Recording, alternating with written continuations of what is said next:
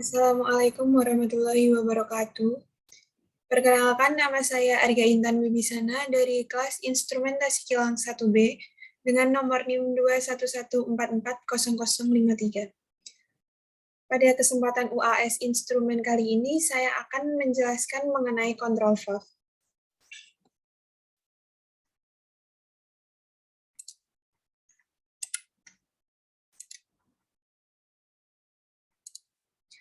Apa sih kontrol valve itu?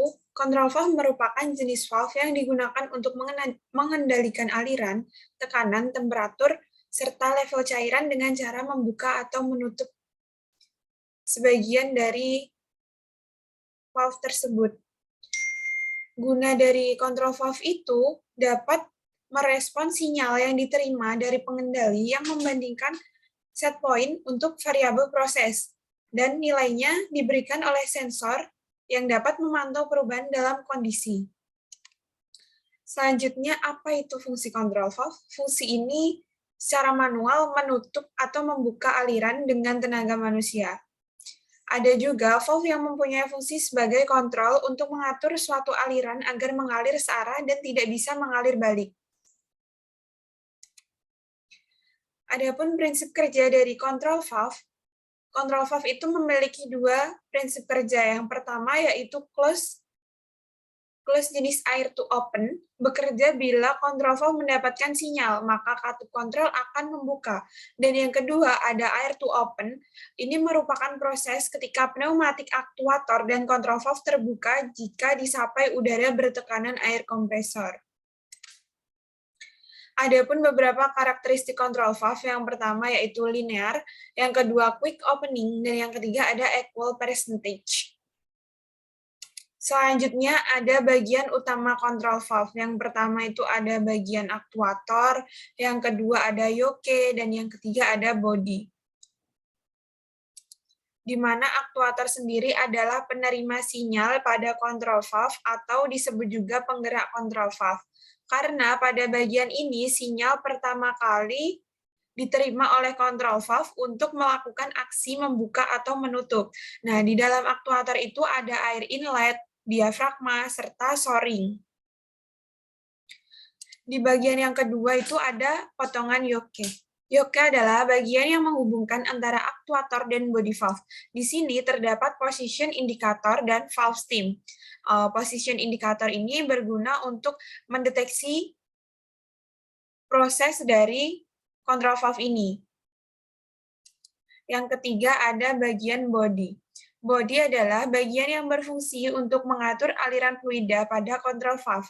Dan di dalam body ini ada flow dan valve, di mana ketika proses bergerak, valve ini akan naik turun. Adapun beberapa jenis-jenis kontrol valve, jenis-jenis kontrol valve di sini dibedakan menjadi dua. Yang pertama linear motion, ada globe control valve serta gate control valve. Dan untuk yang rotary motion, saya mengambil contoh butterfly control valve, ball control valve, serta plug control valve. Untuk globe valve sendiri adalah valve yang banyak diletakkan pada bagian tengah pipa saluran air, memiliki fungsi utama untuk menanggulangi kebocoran yang terjadi, di mana ini ada valve stem, di sini ada packing, dan ini packing nut. Di sini ada valve body ini yang biasanya tempat terjadinya operasi, dan ini aliran yang masuk, jadi ini alirannya input melalui ini, serta ini aliran yang keluar. Adapun cara kerja dari globe valve, karena globe valve ini mempunyai arah gerak linear dan dirancang sebagai stopping atau menghentikan aliran, membuka aliran dan mengatur aliran, maka pada globe valve itu dapat menutup sebuah aliran fluida. Pada globe valve biasa bisa diaplikasikan sebagai isolasi dan throttling service. Selanjutnya ada gate valve. Gate valve di sini memiliki fungsi untuk buka tutup lainnya sebuah gerbang, karena berada pada bagian depan ujung untuk mengatur setiap air atau gas yang masuk. Ini ada handwell atau biasa disebut pegangan valve, Selanjutnya ada yoke, ada steam, ada gland, serta gland packing atau biasa disebut dengan seal. Ini bonnet dan ini backseat. Dan ini body, proses terjadinya, dan aliran input pun masuk dari sini, terus nanti juga akan keluar dari yang ini, wedge or disc, dan string.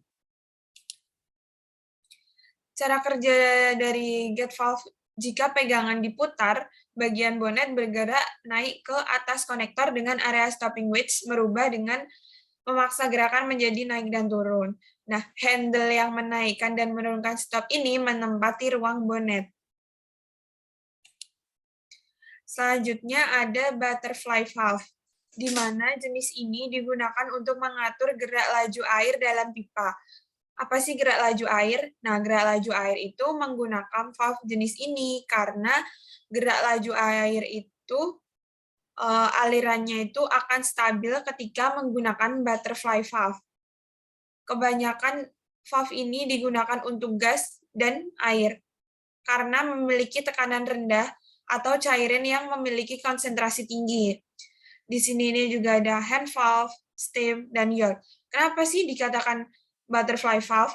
Karena bentuknya menyerupai kupu-kupu. Adapun cara kerja dari butterfly valve, yaitu karena butterfly ini diposisikan di tengah pipa yang terhubung dengan steam dan dihubungkan ke aktuator atau pegangan di bagian luar valve, maka posisi ketika tertutup ditegak lurus dengan aliran dan disegel oleh set steam. Steamnya juga ditutup dengan menggunakan O-ring. Jadi saat aktuator atau pegangan memutar steam ke belakang 90 derajat, disk menjauh dari seat valve dan memposisikan dirinya sejajar dengan aliran. Maka otomatis butterfly valve nanti akan beroperasi. Selanjutnya ada ball valve. Kenapa dikatakan ball? Karena bagian tengah ini berbentuk seperti bal bulat. Di mana di sini ada style hand. Style hand ini pegangan untuk mengatur aliran pada valve ini. Dan ini di sini juga ada pinnya, pin sealing. Ada temperatur kelas, trombal, serta bullet shielding. Ada robust shield juga sebagai tatakan dari control valve ini. Nah, kenapa sih valve ini dikatakan bal? Ya, karena ini tadi bentuknya seperti bola. Valve ini juga biasa disambungkan pada pipa yang terhubung dengan poros putar untuk mengatur jalannya debit air yang masuk ke dalam pipa. Valve ini dapat digunakan untuk mengarahkan arah dari air yang akan mengalir nantinya. Adapun cara kerja dari ball valve, pertama, bola ditopang dan disegel oleh set ball valve dan O-ring di sekeliling stem valve. Semua ada di dalam housing valve. Ini housing valve. Lalu bal memiliki lubang yang melewatinya seperti yang terlihat pada tampilan penampang ini. Ketika stem katup diputar, seperempat putaran, maka lubang akan terbuka ke aliran sehingga memungkinkan media mengalir melalui atau ditutup untuk mencegah aliran media.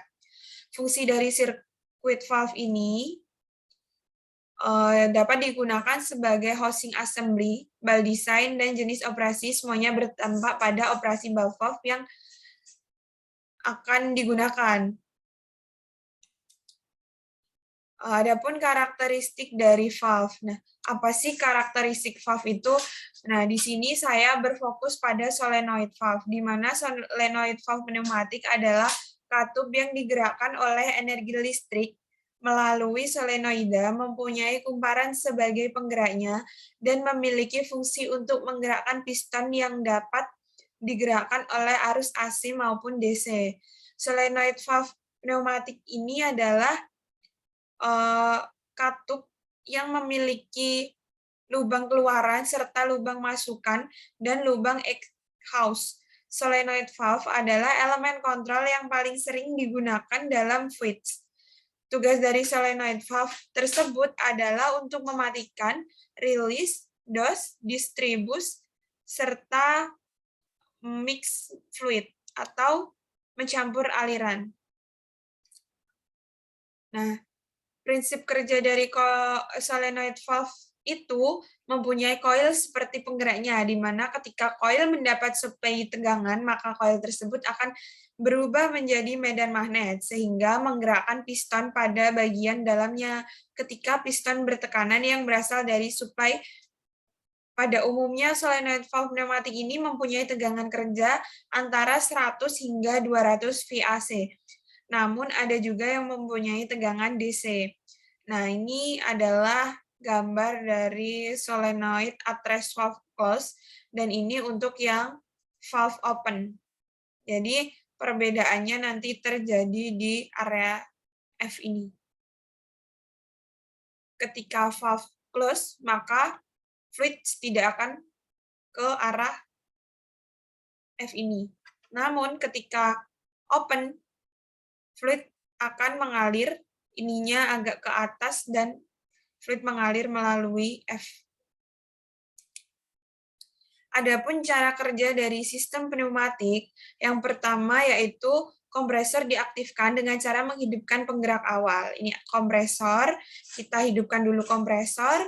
Selanjutnya, udara dari kompresor akan disedot oleh kompresor, kemudian ditekan ke dalam tangki udara sehingga mencapai tekanan beberapa bar sesuai dengan kebutuhannya.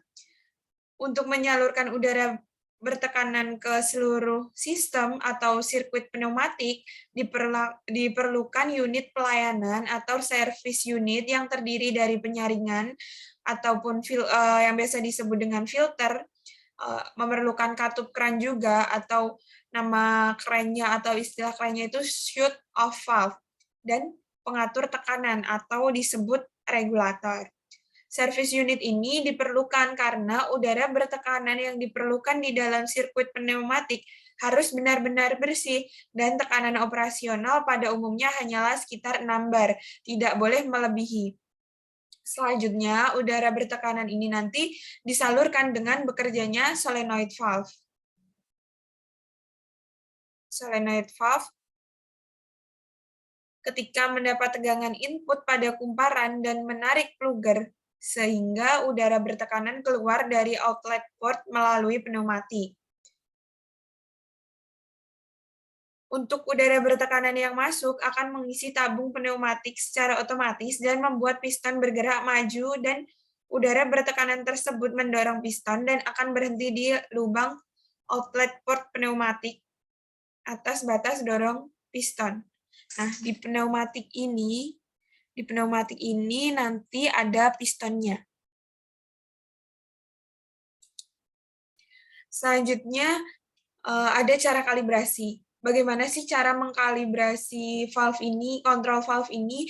Yang pertama, kita beri suplai udara dulu 3 PSI, dan valve harus di posisi 0%. Kalau tidak, adjust zero melalui pivot.